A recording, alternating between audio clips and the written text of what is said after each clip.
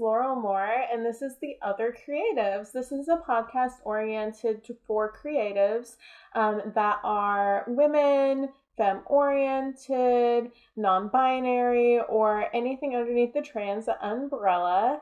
And we are highlighting their work and also just talking about issues that may have helped them to feel empowered or also disadvantaged in their work as a creative. Today I have Iri Alexander with me. They are a local artist that also owns a local nonprofit, and I'm really excited to talk with them about their work and just all of their educational experience and all of their art.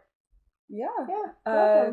So I am a non-binary creator. I consider myself agender, which means I don't consider myself as having a gender. I am a founder for a local nonprofit in the area that is called Olympia Lamplighters. We provide a space for creative people, entrepreneurs, writers, students, what have you, to be able to work in a co-working environment that is made for creative people. And I am also the head of a production studio that makes audio drama podcasts. And what's that called? It is called Crossroads Stations. And can you give us an example of one of the podcasts that you produce? Yeah, so we have a number of podcasts under our umbrella. Jim Robbie and the Wanderers is our flagship show. So it's the show that we made all of our mistakes on and learned from. We also have Otherverse, which is a kind of like alien invasion story, which is super fun. And we are working on a number of other projects. So we're super excited for all of those. Nice. Yeah. And so what is your background as a creative? When did this start for you? Have you been to school for it, etc.? I am very fortunate to have grown up with parents who are very keyed into the creative process. Both my parents wanted to be artists. My mother became an architect and still does a lot of art. My father kind of decided it wasn't quite for him and ended up being an oceanographic physicist. But for the most part, I kind of grew up in an environment where me drawing constantly and wanting to write and wanting to be creative was really encouraged, which was amazing. I was very lucky to grow up in that environment. And as I grew older, college was kind of a crapshoot. My parents are immigrants. I'm an immigrant, so we didn't quite understand how the college system worked. And so it was, I applied to 2 different colleges, got a degree in theater for costuming and set design, which I kind of use, but kind of don't use.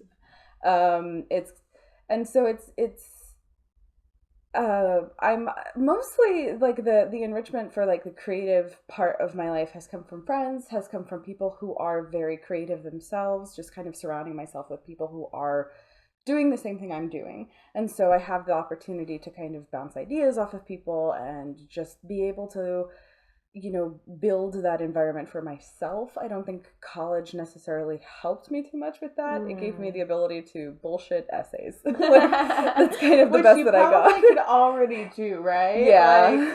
Like I feel like I was already doing that in high school. Yeah. Mm-hmm. So for me, I know a little bit more about your studio, but how did that get started? When did that get started? And what have you done with it over the years? Yeah, so in college, I dealt with a lot of mental health issues. One of the reasons that college didn't really quite work for me was because I was struggling really badly with depression, and my last 2 years of college were spent getting notes from a psychiatrist to skip class, basically, because I just didn't have the energy to go to class. And kind of getting out of that depression was really difficult for me, but I met a bunch of people through a fandom for a band. I kind of found this band called Steam Power Giraffe.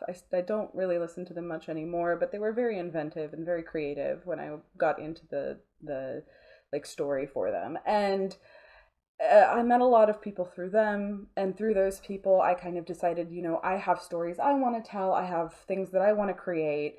And I ended up, working with someone who does sound editing. I ended up trying to use my theatrical background to do voice acting, to create my own stories. And that's kind of how Jim Robbie and the Wanderers started. I just kind of started gathering people that wrote, that voice acted, that did sound editing and everything like that. And eventually we ended up actually making the show, which was super exciting. What was the rest of the question? What have you done like with it since then? So like, how long has it existed? Let's start there. We created, so I started Jim Robbie and the Wanderers back in like 2012, and initially it was supposed to be a stage show, but that kind of petered out. And eventually we decided that like we wanted to do a radio production with it, like a audio drama podcast. And around 2015, I started looking for writers because I was having a very difficult time writing. I was still coming out of like a really bad like mental health situation. And so I got a bunch of writers on the team, and eventually we just kind of started recording. We started building the show, and you know, we learned a lot from it. It did not start off perfect. It was very rocky, you know, sound editing, and we didn't know anything we were doing. The first few episodes where we were like all of us standing around a Yeti yelling at it, and that is not conducive to any sort of good audio quality at all. And so the first season might be rough. We definitely got a lot better. We're at like I would say that we're at a high quality production now. Like we definitely work really hard to get everything that we're trying to do. And you just launched your 4th season. Yes, we did. We started our 4th season last month. So I am hella excited for all of that. One of the big things that we're doing with the 4th season that I'm really glad we're doing compared to the previous seasons is we're trying not to push everybody as much. Because when we first started Jim Robbie and the Wanderers, we kind of gained a notoriety amongst the like audio drama podcast creatives as the podcast that just like would not stop. Like our schedule was breakneck. We did so much work, and a lot of the other producers were like, how the hell are you scheduling this? Like, what is going on that you guys are like just writing episode after episode, doing episode after episode? This is terrifying. And you know, it was fun, but it definitely burned us out. I definitely ended up pretty sick. And eventually, like, I'm super glad that, like, I mean, you as my production manager. Oh, are we going to throw that in there? I'm the production manager for Crossroads Station. Yeah, I did eventually ask Laurel to be production manager because I was having a very hard time managing the production. And one of the big things was that I wanted to manage it in such a way that I wasn't burning people out any longer. And so we ended up having that discussion of like, you know, for people's mental health, how are we going to, you know, is it worth basically saying like, hey, we're taking this so much slower. We're going to get this done at our own pace simply so that we get it done, but we don't hurt people. And I think that was a really intelligent decision to make. I know a lot of the industry, there is this kind of mentality of, keep going, do whatever you need to, you know, I've seen so many people burn out, and at this point, you know, I just want to tell the story. I'm not particularly interested in, you know, being, I mean, if we become big, great, but that's like not necessarily like my goal. Well, I want that story to be out. Like, you kind of do have a cult following. Like the first episode of the 4th season, which just launched, had like almost 500 listens in the first day. And the reason that Jim Robbie and the Wanderers, the other reason I feel like they gained notoriety, and you know, thinking about it, is almost 10 years ago, guys, is they are talking about mental health issues. They're talking about LGBTQ issues, but yet they're family friendly. They're kid friendly. There's no swearing, nothing like that. It's very like how Iri usually puts it, Scooby-Doo-esque. Like they have a problem that they have to solve each episode. And then the character development also happens along the way. And so for me, I think that back when you were starting, that was something that was like very not normal. No, and that was kind of one of the things that I really wanted to do. Like I never saw myself in a production. I never saw a lot of my friends. You know, LGBTQ representation is getting a lot better in television, but it is still a huge hill to climb. You know, we're finally seeing non-binary people. We're finally seeing trans people. But like half of the time when we see these people in these television shows, the narrative revolves around there being LGBTQ. And the characters in Jim Robbie and the Wanderers, like, yeah, they're LGBTQ. Sometimes we have a plot or two that deals with it. But like for the most part, the the story arcs, the narratives, everything is about, the world around them, the way that they interact with things, the like strange adventures that they have. And I just wanted to kind of, I grew up without a lot of easy representation, and I wanted to be able to see myself and other people like me, as just people. Yeah. Existing and having fun and being able to just be themselves without like stigma. Like, stories of people overcoming those kind of things are great, but I also wanted the other side of representation, which was just, we exist, who cares? You're normal people. Yeah. You have thoughts and feelings like the rest of us. Yeah. And that's great. So let's move on a little, though, because even though Jim robbing the waters is great, I would like to talk about more of your accomplishments. Mm-hmm. Like Iri, for instance, is a very accomplished painter. What kind of mediums do you prefer? So I started painting with oil. Like, that was a really big thing for me. And then digital painting, when I was younger, parents got me a tablet and I started digital painting and stuff. But a lot of it was like based off of my understanding of oil. So it's a lot of, I'm one of those crazy people that like paints on one layer digitally, and everybody's usually like, what are you doing? Use multiple layers. But I just tend to just one canvas, just keep putting color on it. And so a lot of it is oil. There's some digital. I just got into watercolor, so that's been really fun. There's been some like acrylic, like my earrings are done in acrylic, and they're tiny as hell, and that was fun. So I feel like you should like lean into the camera and I can show, probably. do something. So show the earring. So Iri started making these beautiful earrings that are hand sculpted and hand painted, and they're little let's see if we can do the beauty guru. Yeah, there we go. Yeah. And so it's something that I think they're gorgeous and all unique. Do you have a website or an Instagram? What is that? So my Instagram is imithly, IMITHLY. Although you can search just by Iri Alexander and I usually come up. And then my website is just irialexander.com. And how do you spell Iri? IRI. There we go. It's not Erie like Lake Erie. It's IRI. Yep. So what are some of the things that you feel has actually helped you as an artist in like an LGBTQ space? I think it's community. Like, community has definitely been the best thing for me. Finding other people who are creative like me, finding other people who have similar lived experiences to me, or even different lived experiences that I can like learn from. And that's one of the reasons that I created the Lamplighters, Olympia Lamplighters, is because I know a lot of creative people are very introverted, and I'm unfortunately not. I can't keep my own company for more than like a day before losing it.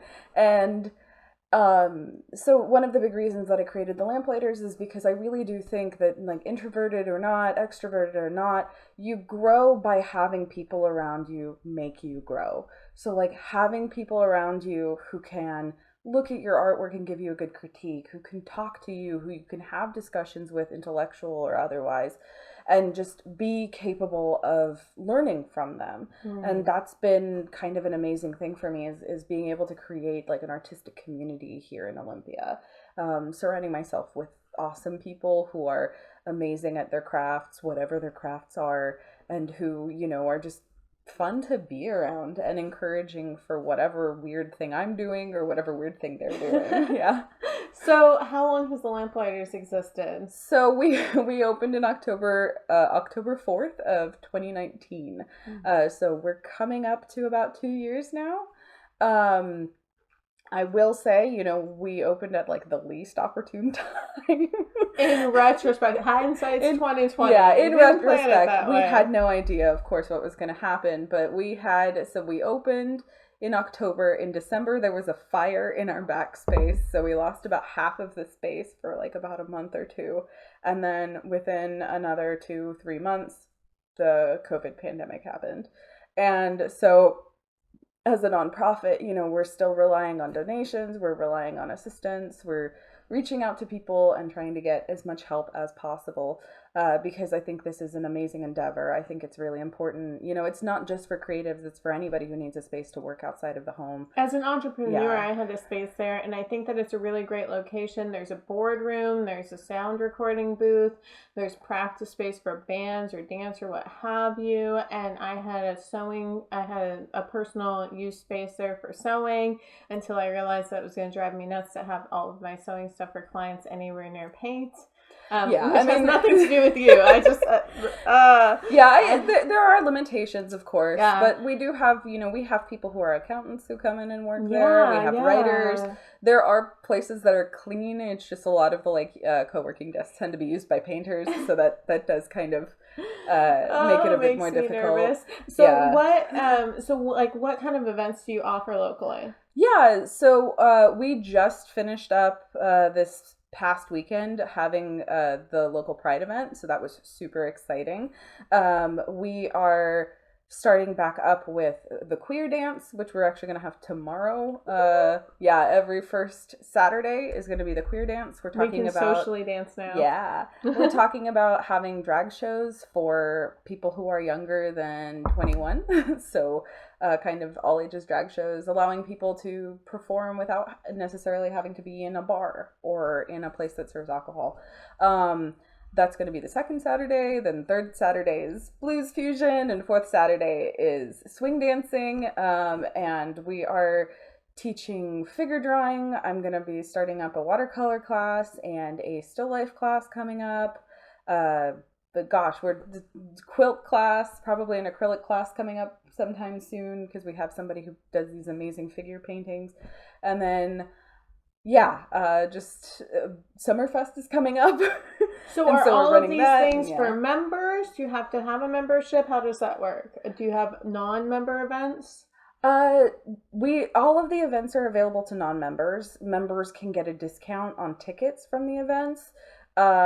But for the most part, anybody is welcome in this space. It's $10 a day to just use the space, which is relatively inexpensive. But if you're coming in so often that becomes expensive, we have member prices, we have scholarships, we have partial scholarships. Mm-hmm. We're more than happy to talk to people and just see what we can do to help them out because it's a nonprofit. We're wanting to help the community. Mm-hmm. So, we want to keep ourselves open, but we also want to make sure that we give people access to the space. I'm going to offer private sewing lessons there. I don't want to offer sewing classes because I don't have enough machines to have a group class or an assistant or anything, but I'm going to use it for private sewing lessons. And I do think that one of the things that's nice about it is that they offer a free night every Tuesday. Can you tell us a little bit more about that? Yeah, so the free night every Tuesday, we really do want people to be able to see the space. We want people to be able to feel confident that they're not interrupting or intruding. And so Tuesdays after 5 until close is just free. We usually have some sort of theme. So first Tuesday is game night, second Tuesday is artist hangout, third Tuesday is Darn It All in Stitch, and the Tuesday after that is writer's tea. And we usually work with other businesses in the area to kind of provide things for the space and stuff like that. Laurel has been amazing with Darn It All in Stitch, donating a ton of fabric and a ton of thread. And the local yarn shop, literally called our local yarn shop, has donated a bunch of yarn. We have a local artist that's running the artist hangout. We also have a D&D game on game nights that we're running. So all of this is available, but if you're coming in and you just want to sit in a corner and draw, more power to you. We're not going to stop you. You don't have to participate in our themes. One of the things I like is the writer's tea, even though I'm not a writer, because I know that you're involved with 2 businesses for that, right? Yeah, so Rogue Teas provides tea for us, and I love Rogue Tea. Evan, every time he makes me a tea, it's perfect. Just so you know, their location is at Burial Grounds in downtown, but they are a separate business that really only does word of mouth. So if you hear anyone saying that they want tea that's high quality and made for them, etc., go to Burial Grounds and do Rogue Tea. Evan knows his stuff. And then Orca Books, which is a local book co-op, comes by and helps run writer's tea. Jonah is an amazing person to have to help, orchestrate, mostly just gabbing. We just talk. But that's kind of what, sometimes with writers, you're so, stuck in your own head, and you've been working so long on like what you're writing or what you're creating and everything, and eventually you're like, I just need to talk about whatever. I need to see other people. Also a local published author now. Yes, they have. They published a book called Moss Covered Claws. It's a horror like anthology of short stories. I would highly recommend getting it. It's by Blue Cactus Press, I believe. So yeah, definitely take a look at Jonah's work. I'm super excited about that. Man, we've covered a lot of ground. Is there anything else that you want to talk about? I was going to ask you, one of the main reasons of this podcast is to discuss issues that basically non-masculine people have faced as a creative, because when I do the research as an anthropologist and read all the articles and all the numbers, what I see is that people who are essentially non-masculine are getting paid less money, getting less training for business. Like, when you were in school, did you get offered any business classes? No, they didn't offer us any business classes. There was like one class on writing a resume. Did they encourage you as a female-bodied person to be like in charge of anything? No. A lot of that stuff I kind of did myself. School, I think, with my college, they had a lot of students. It wasn't like one-on-one, and so it was really hard for them to kind of help build roles for people, especially like tech people, because like when you're an actor in the acting program, there's like a couple less of you because it's more of a specialized program. But like the tech people, there were a ton of us, and I know I kind of stuck out a couple times because I didn't agree with a lot of the like theatrical theories and stuff. Yeah, I'm not gonna keep. That's why you write your own shows now. Yeah, but Iri's gonna have their own blog about this. Oh yeah, I plan on making a YouTube channel to just talk about it. But bitch. Yeah, it's okay, you can say it. But one of the big things that, you know, in the end, the kind of hurdles that I've had to kind of jump over is a lot of having to just kind of build myself up and do it myself. A lot of it has had to be just, you know, I have had amazing assistants for the Lamplighters. We had a friend of mine, you know, funded and seeded the initial building of the space. Chad Holland was really awesome for that.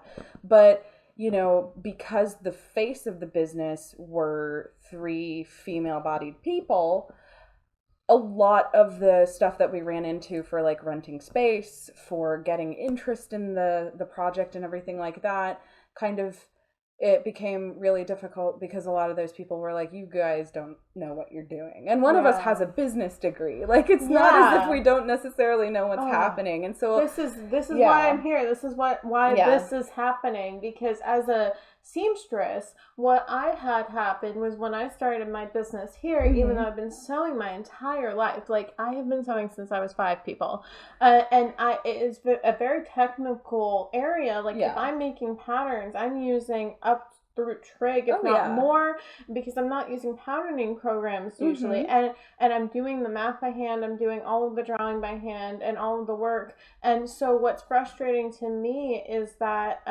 when I started my business, I was working for my ex-partner's business, and everyone knew me associated with him, and he's a very well-educated human, but no one ever thought to ask me what my background was or what my education was or anything. I have 2 college degrees. I was in college for 10 years. I have most of a 3rd degree, and none of them have to do with sewing. I've just been doing it my entire life, and it's something that I always come back to. But when I started my business, I had people being like, oh, that's nice, sweetie. Yeah. Because sewing is seen as like female work and like female sew, and they just know how to sew because of history, like being at home taking care of kids and doing housework.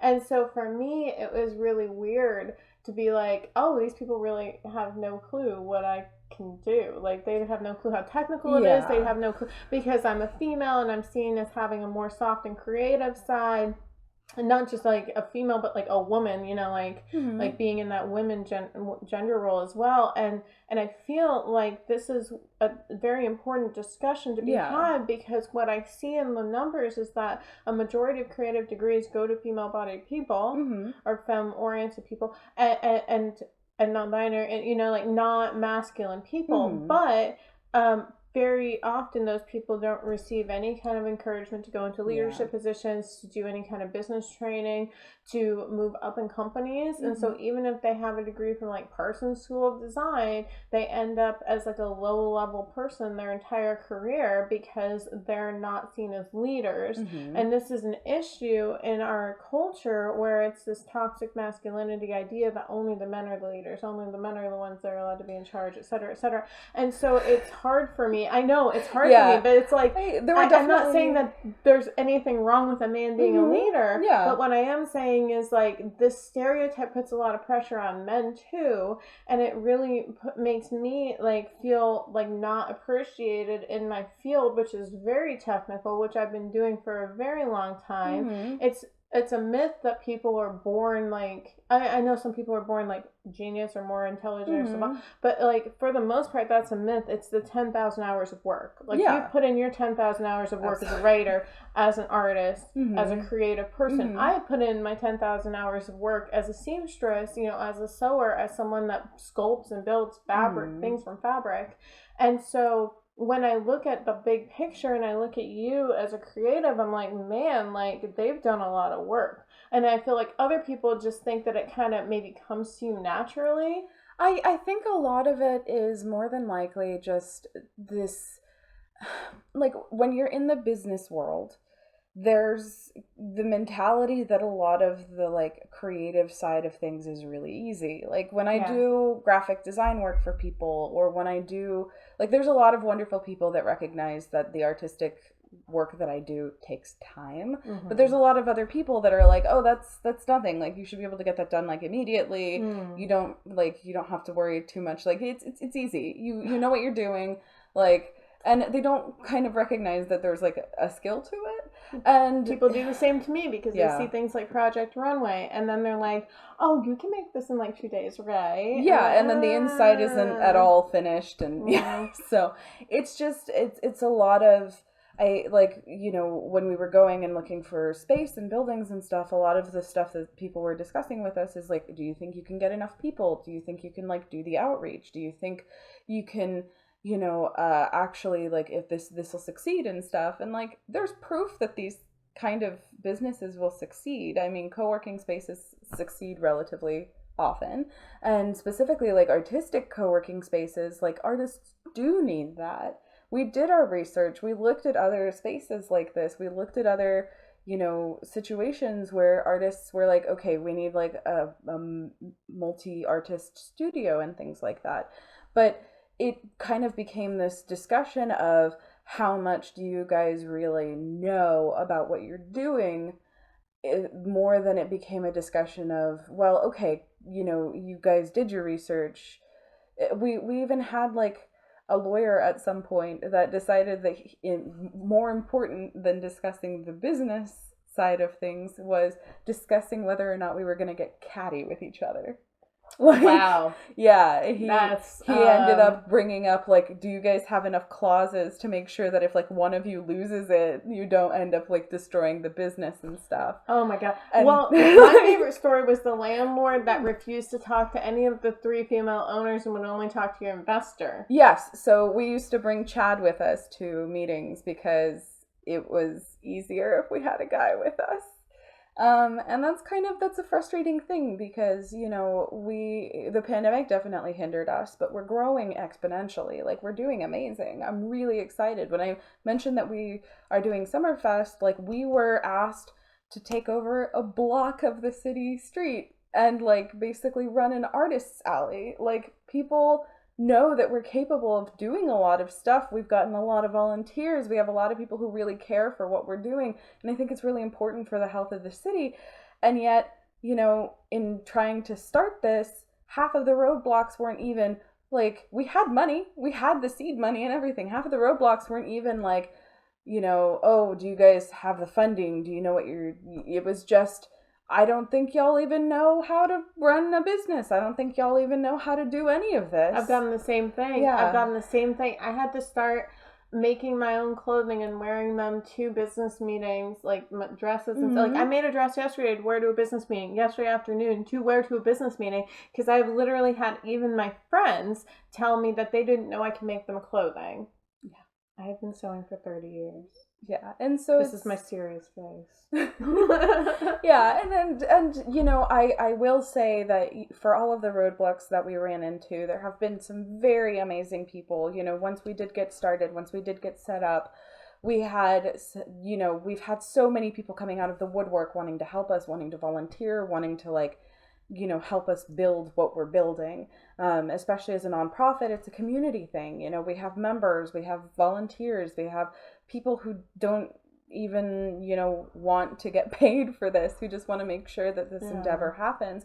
And so I'm very grateful, I'm very thankful for all of the support that has come afterwards. It's just, it is frustrating when the initial hurdle comes from just the way that, like, you appear and the way that people see you. Yeah, that's something that we'll get, like, anthropologically speaking, we can get way into that, but that's for another time, I feel. But I really appreciate you being here with me and discussing this, because in general, like, the main thing I want to do with this podcast is turn it into a nonprofit to support creatives, to be able to have a community, to be able to have exposure, and to be able to have that additional business training and things that they didn't get when they were in school or when they left school even, and so that they can grow as individuals and be exposed, you know, and expose themselves to the world. Maybe not expose themselves, might not be the best language there, but I mean, if that's what they do, I mean, if they, you know, take nude photos or something, good for them. Coming from me, I model for our figure drawing class, so, because we need models, right? It's easier if it's just somebody who works there. But fair. I mean, in a lot of the creative fields, I think another thing that people kind of, not necessarily, the word isn't overlook, but there's a thing that kind of bothers a lot of people about the creative fields, which is that we operate differently than, like, a standard business field. There's that kind of, a lot of the people in the creative fields they're gonna look different, they're gonna act different, there's gonna be a lot less, like, prudishness about, like, existing as a person and things like that. And so you kind of end up with, there's that kind of culture clash of, like, somebody coming directly from business who's never dealt with, like, a creative field, who's like, oh my god, like, these people are wearing ridiculous earrings, they are wearing all sorts of strange clothes, they have curly hair, they're unprofessional, they're just, I don't want to hide who I am, and I'm not saying that, like, people outside of the creative fields are, like, not different, or they don't behave differently. But there's been this weird stigma that I feel like it's still breaking. We're still breaking out of it. Like, when I go to work, I can wear crop tops and nobody's gonna bother me because I'm an artist and I look like an artist, and, you know, but, like, if I go to a business meeting, I have to dress all, like, somber, and to some extent I feel like I really lose my, like, creativity if I'm doing that. And you're not representing your authentic self or your business. And I feel like this is one of the main things with creatives and business, is that they need to be able to represent who they are and their business. I mean, I was fucking wearing, like, a ridiculous dress yesterday. It was very cute. I like it, and I made it in, like, 2 hours. But it's ridiculous. It's, like, borderline, like, what the fuck are you wearing? Yeah, so, like, if it's just a business meeting with other creatives, I get to do whatever I want. But if I'm trying to, like, meet with people outside, like, you know, we're starting to, as a nonprofit, we're starting to have to deal with, like, the city, and to, you know, talk to people who are not so used to just being around a ton of creative people constantly. And so you end up with people who, you know, if I show up in just, like, my usual clothing that I wear to work, they're like, whoa, what do you look like you're going out to get coffee or something, you weirdo. Because I am. And it's like, but, like, that's how I dress. Like, why would I change the way that I'm, like, representing myself? There's yes, dressing professionally is a thing, but at the same time, like, then I'm no longer representing the field that I'm working in. And so it's complicated. Well, yeah, I don't think that dressing professionally is the thing. I don't. As a seamstress, as a person that has studied fashion history, and also as an anthropologist, I think that dressing professionally is part of the gender roling that has been established in our culture. I actually, I have some very strong opinions about this, but in shorts, I'm not saying fashion isn't a thing. I'm not saying you shouldn't dress to like show off your figure. I'm not saying any of those things. I'm not saying that you don't get different feels from different types of clothing, but I'm saying that they're all culturally bound, all of them, and it's all established by like memes, cultural thoughts that are passed down generation to generation. Like when women started wearing suits, that was a big deal, and things like that. And so there was actually little anthropology history here. There were actually in the 1950s and 60s and whatnot, designers, male designers, that did entire campaigns against women wearing suits. Yeah. Like they, all of their lines and everything for women were like, look professional in the workplace, and not, and like encouraging them to look feminine and soft and not wear suits because they weren't the ones in charge. Yeah. And like, it's insane. Like I can give you guys references. I'll put a book in the link in the description that's really great on fashion history, and like the top 10 fashion pieces in fashion history that's written by a female. But it's really interesting because I don't think that dressing professionally is actually a thing. I just think that we've made it a thing, and a lot of it has to it is a gender role issue, because the whole idea of the masculine suit was that the men have like Greek-like figures. Like all suits are tailored to make men look like Greek statues. That's where the idea for a suit came from to begin with, and it's tailored to make them look strong and powerful. And I'm not saying that that's wrong. Like that does give them confidence, but I'm saying that when it moved over to female-bodied people, that people were very against it because it made women look powerful. And why is that a problem? Gender roles, culture. Like, so it's just, kind of remaining true to myself within like the circles that I now have to kind of circulate in. Live it. Interesting live experience. it. I say live it. Yeah. If they have a problem with you not wearing a collar to a business meeting, then that's their problem. Fair. Like, live it. Because I'm sitting here in like a vintage 1950s dress with a full circle skirt and a vintage Swarovski crystal necklace and my fucking giant hair. Yeah.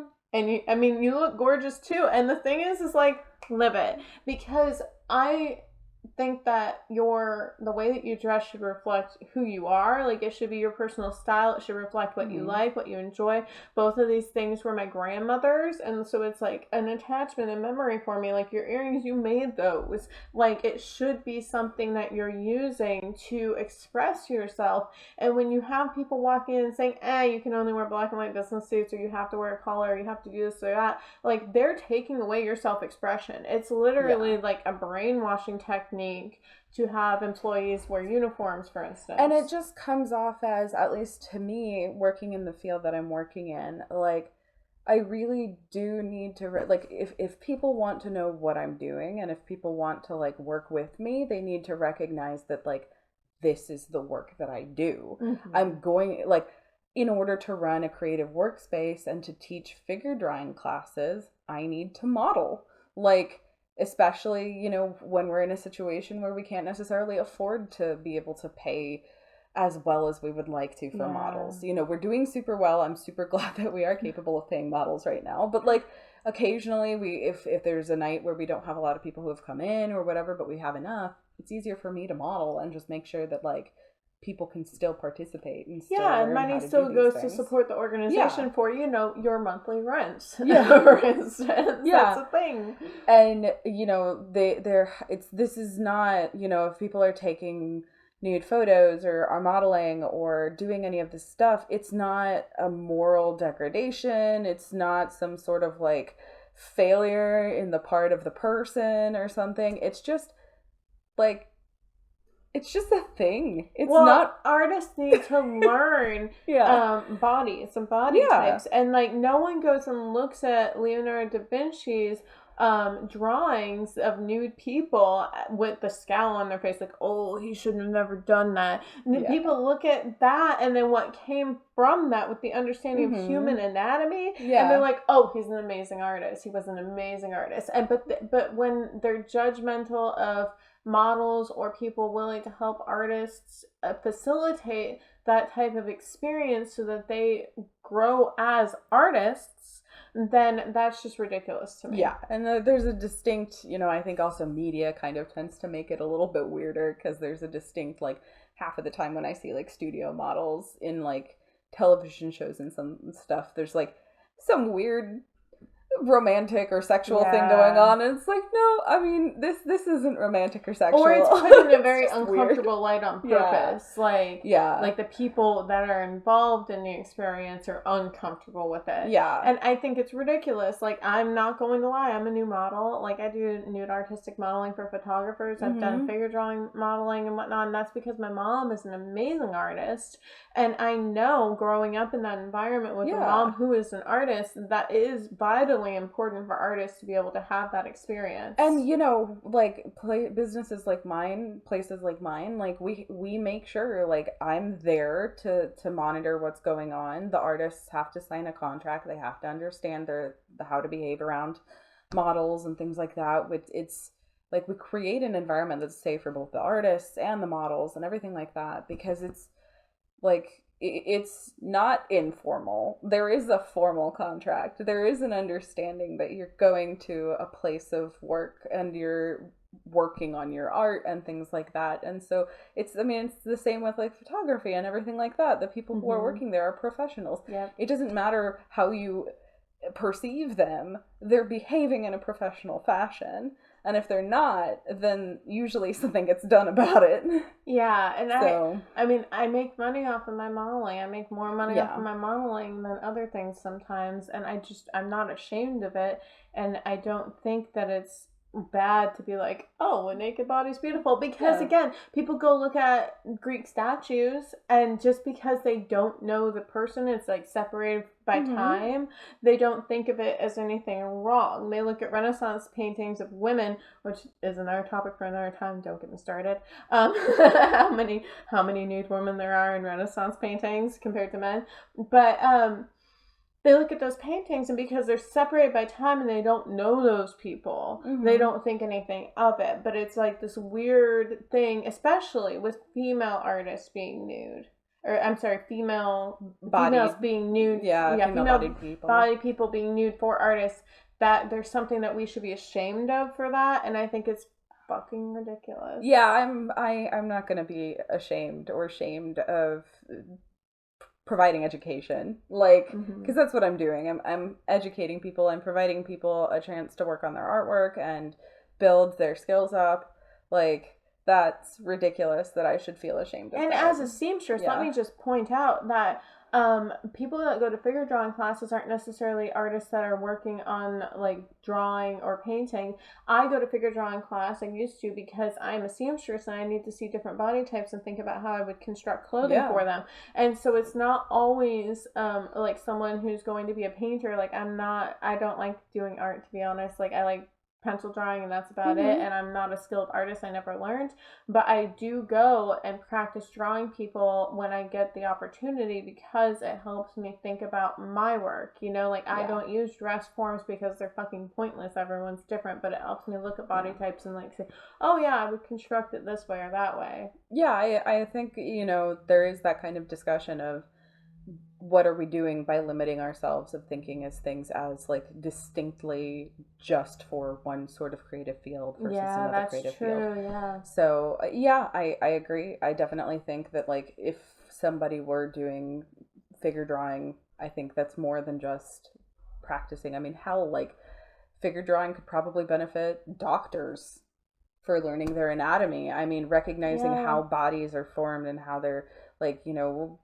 this is, like, a different subject entirely, but the amount of times that people have discussed, especially for female-bodied people or people who are non-conforming, having to deal with doctors just considering it as sort of hysteria if there's, like, a health issue or something like that. And the idea of, like, learning that bodies are built differently, that people have all sorts of different, like, recognizing, like, because when I'm drawing people, you know, I get people of all genders, all builds, all ages, whatever. I mean, within reason, no children, 18 obviously. and up. 18 and up. But, you know, we are, one of the things that I want to see is, you know, there are plenty of people that even if they have fat on their body, you can see the muscles underneath when you're drawing them. You can see that they're still powerful, they're still strong, you know, you can see that they're still healthy. There is a difference between an unhealthy body and a healthy body, and it's not necessarily in like how much fat is on it or like or how skinny they are. Yeah. There, you can see it, and it's so funny to me that like an artist could probably tell if someone is sick better than a doctor sometimes. Yeah, that's kind of weird to think about, isn't it? Because again, this is gender roles and also stereotypes and like a culturally ingrained thing. Because I was just thinking, in fact, of someone that I know who models for you who is very, very thin, very, very skinny, and extremely healthy, a runner, you know, eats very well, takes care of their mental health too. But you look at that person and you might think that he undereats or he doesn't take care of himself. No, you build different types of muscle. Yeah. And when you build different types of muscle, there's bulk muscle and there's fast twitch muscle, and fast twitch muscles are leaner and thinner and longer, and that's what he has. And like, I come from a dance background. I danced for 23 years, ballet, modern jazz, and up into college, and I feel like people look at me and think like I'm very round, like I'm very curvy, but a lot of that's because I built muscle in places that people don't normally build muscle. And even if I do have a little fat over it now that I'm older, when I was younger, I was still extremely curvy, and that's just how that works. Like, it's not one thing or the other. And so when I get into these discussions with people about art and how to perceive art or how to perceive clothing, etc., I have to tell people like, no, everyone's different, and like we look at it in a different way because we know that everyone's different. When I do custom work for people, I don't get people who are unhealthy. I get people who are healthy and work out all the time, but happen to not be the gender role type in their, or like the stereotype in their gender, I should say. Yeah. So like when I get someone who's plus size, male or female, like it doesn't matter, they just literally can't find what they want on a shelf in a store, and I make it for them. They're extremely grateful, but what I say to them is like, everyone's different. This shouldn't exist. Like, you should be able to go to a store and buy clothing. Like, this is ridiculous. Yeah, it's a perpetuated thing. And for a lot of people who are not on the binary, like, it's already like everything that's being sold tends to be binary. So you kind of end up with like, I dress very feminine because I like feminine clothing, even though I don't consider myself female. But like, well, because, and I think a lot of why you like it, my observation, knowing you as a person, is because it is what shows off your natural figure. Yeah. More, because you can't find masculine things that are tailored for your body type. Yeah, because I like masculine clothes, but like most masculine clothes are uncomfortable. They're very baggy, but like not in a way that like feels comfortable. That I run into a lot of issues where like, even if I do buy masculine clothes, I have to like modify them or tie them up in a certain way so that I feel comfortable. I like clothes that are tighter on me, tailored, yeah. And so it very much feels like, you know, as much as I would rather cover up personally, it's just one of those things where feminine clothing just tends to feel more comfortable because it is somewhat made for the body that I have. But then you end up with like the stereotypical feminine, show off your cleavage, show off your hips, blah, blah, blah. Whereas like, I'm going to make Iri clothing and it's going to be more of that neutral zone where they feel comfortable. I'm really excited. Or masculine. Yeah, we've talked about a lot of things, and like, I tend to like older styles. And so a lot of the stuff that I really like, you know, I can wear if it's tailored to me. Like, and with some of the techniques that Laurel knows, like, some of it is just, you know, trompe l'oeil. It's the tricking of the eye to like make the clothing make the body look different, even though it fits the body, which is really exciting. Yeah, and that's something that I'm very much against fashion being gendered at this point. And I mean, I am feminine and I am a woman and I'm cis, but at the same time, I don't think that anyone should be excluded about feeling good about their body or being able to express their own style because of what gender they are. And so I'm moving forward in my business and in my personal life with it in that going in that direction where I'm discouraging gender role fashion but encouraging style. If that makes sense. Yeah. Oh man, this has been a great discussion. Yeah, I feel thank you for having me. I wanted to ask you if you wanted to give any shout outs to anybody. Oh man, I have a lot of people to give shout outs to. I mean, gosh, I definitely want to give a shout out to Chad Holland and Tiger Hurd. They're founders for the Olympia Lamplighters that we have since moved away, but we love them all the same. Everybody on my team at Crossroads Stations, they're amazing. There's a long laundry list of names. So I would say go check the Jim Robbie and the Wanderers website where all of the cast and crew are listed, or the Crossroads Stations website that I still need to update with information on the cast and crew. We're getting there. We'll get there. Don't worry. But yeah, I mean, I have so many amazing people in my life. Everybody is awesome. So, yay! Yeah. Well, thank you so much for being here today. It was an illuminating discussion as always, and I really look forward to more of these episodes. I'm not sure who I have next time yet because this is just starting, but look forward to seeing more just creative, wonderful people from across the whole country in all different kinds of art forms and fields, everything from graphic design to theater to art, like any kind of art field really that would be considered creative on the more creative spectrum. And we hope that you tune in next time.